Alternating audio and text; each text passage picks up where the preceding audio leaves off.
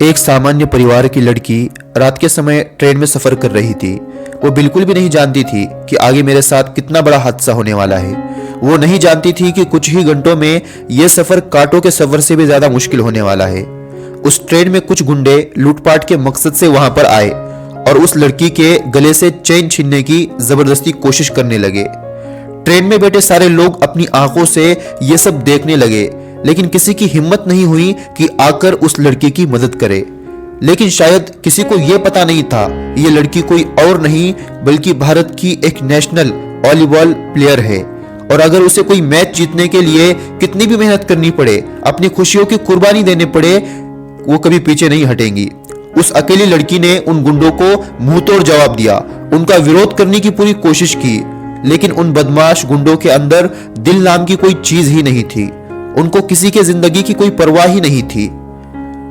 वो कई थे और ये अकेली थी। उन बेरहम गुंडों ने उस लड़की को चलती हुई ट्रेन से बिना कुछ सोचे समझे कचरे की तरह बाहर फेंक दिया। उस वक्त उस ट्रेन में बैठा हुआ हर इंसान अपने आंखों से यह मंजर देख रहा था। उन सब ने मौत को इससे पहले कभी इतने नजदीक से नहीं देखा होगा। सोचो उस लड़की पर क्या गुजरी होंगी जब उसे चलती हुई ट्रेन से बाहर फेंका गया, और बाहर फेंकने के बाद भी वो लड़की एक और ट्रेन से टकरा गई, दूर जाकर गिर गई। जब उस लड़की ने खुद को संभालने की कोशिश की तो वो खुद को संभाल नहीं पाई, और उसके बाद उसे ये पता चला कि जिंदगी भर के लिए उसे एक पैर के सहारे रहना पड़ेगा। उसने अपने दो पैरों में से एक पैर को हमेशा के लिए खो दिया है, जिससे उसने अपनी जिंदगी में कई सारे खेल खेले थे। एक खिलाड़ी के लिए, और सिर्फ खिलाड़ी के लिए ही नहीं, किसी भी आम आदमी के लिए इससे बड़ा दुख और क्या होगा जब वो अपने भविष्य में कुछ बनने का सपना देखते हुए किसी ट्रेन में चढ़े और वो यात्रा उसकी जिंदगी की सबसे दर्दनाक और खौफनाक यात्रा बन जाए, और वो भी तब जब वहां से एक और ट्रेन तेजी से आकर उससे टकरा जाए, और वो भी तब जब उसको जिंदा खाने के लिए कई सारे जंगली जानवर तैयार हो।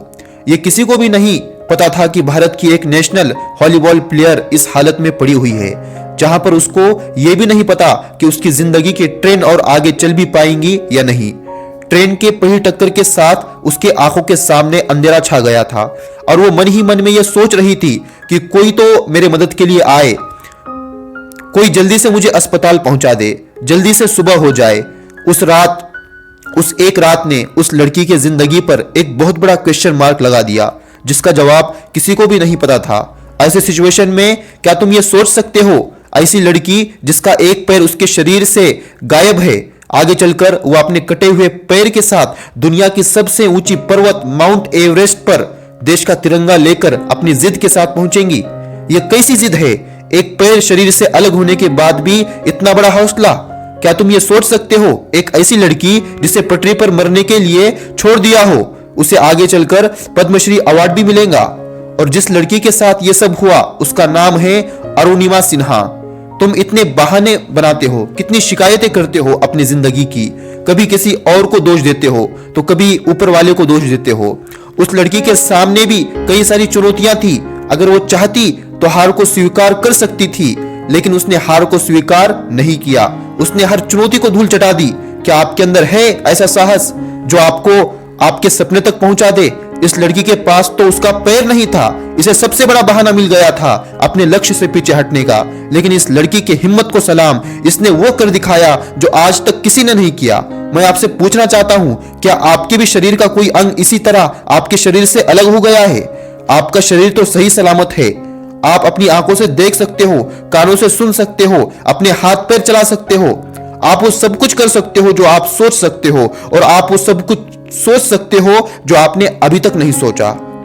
दुनिया की सबसे ऊंची चोटी, बल्कि सारे महाद्वीपों में सबसे ऊंची चोटी, कई हजार मीटर ऊंची चोटी पर जाकर अपने देश का तिरंगा लहराना, यह कोई मामूली बात नहीं है।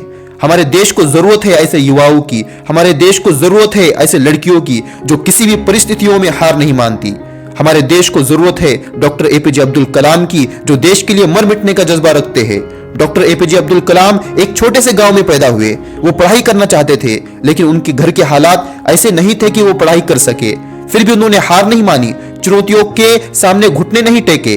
पढ़ाई के लिए पैसे नहीं थे तो अखबार बेचना शुरू कर दिया, और उससे जो पैसे आते उसमें अपने पढ़ाई का खर्चा निकाल लेते। डॉक्टर एपीजे अब्दुल कलाम बताते हैं उन्हें आगे बढ़ने में, उन्हें प्रेरित करने में उनकी बहन का सबसे बड़ा योगदान है। जब आगे की पढ़ाई करने के लिए कई सारे पैसों की जरूरत थी तो उनके बहन ने अपने जेवर बेचे और उससे जो पैसे आए वो पढ़ाई के लिए दे दिए। ऐसे मुश्किल हालातों से लड़कर डॉक्टर एपीजे अब्दुल कलाम ने अपनी पढ़ाई को पूरा किया और अपने देश के लिए मिसाइल निर्माण किया। इस देश को एटॉमिक ताकत दी जिसे देखकर भारत के दुश्मन देश घबरा गए। अब भारत के पास मिसाइल आ चुकी है। कई सारे देशों ने डॉक्टर एपीजे अब्दुल कलाम को ऑफर दिया कि आप हमारे लिए काम कीजिए, हम आपको इतना पैसा देंगे। लेकिन जिसे देश के लिए मर मिटने का जज्बा हो उसे कोई भी चीज आकर्षित नहीं करती। उन्होंने सबके ऑफर को ठुकरा दिया। आज जरूरत है हमारे देश को ऐसे युवाओं की जो अपने देश के लिए कुछ करे।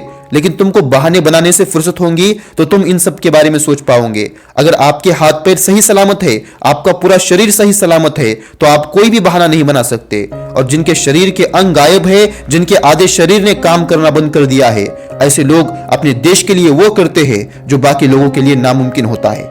अरे जब वो कर सकते हैं तो तुम क्यों नहीं कर सकते? बहाने बनाने से काम नहीं चलेगा, तुम्हारे अंदर से आवाज आनी चाहिए। अरे तुम कोई मुर्दा नहीं हो, तुम्हारे अंदर एक जिद होनी चाहिए जो तुम्हें सोने नहीं दे, जो तुम्हें बहाने बनाने से दूर रखे, जो तुम्हें टाइम पास करने से दूर रखे, जो तुम्हें लड़कियों के गलत चक्कर से दूर रखे, जो तुम्हें आगे बढ़ने के लिए, तुम्हारे सपनों को पूरा करने के लिए तुम्हारी मदद करे। ऐसी जिद आपके अंदर लेकर आओ। मुझे कुछ करना है तो बस करना है, चाहे कुछ भी हो जाए। ऐसी जिद आपके अंदर होनी चाहिए। क्या आपके अंदर है ऐसी जिद? अगर नहीं है तो कब लाओगे? अपने हाथ से मौका निकलने के बाद कब अपने अंदर बदलाव लेकर आओगे? अभी आप जिस भी लेवल पर हो, चाहे आप एक स्टूडेंट हो, चाहे आप एक बिजनेसमैन हो, जो भी आप हो, उससे कुछ बड़ा करने की सोचो। अगर स्टूडेंट हो तो ऐसा सपना देखो जिसे पूरा करने के बाद वो लोग शर्मिंदा हो जाए जो आज आप पर हंसते हैं। और आप ऐसा कर सकते हो। अगर आपके अंदर जिद है तो आप अपने हालात को बदल सकते हो।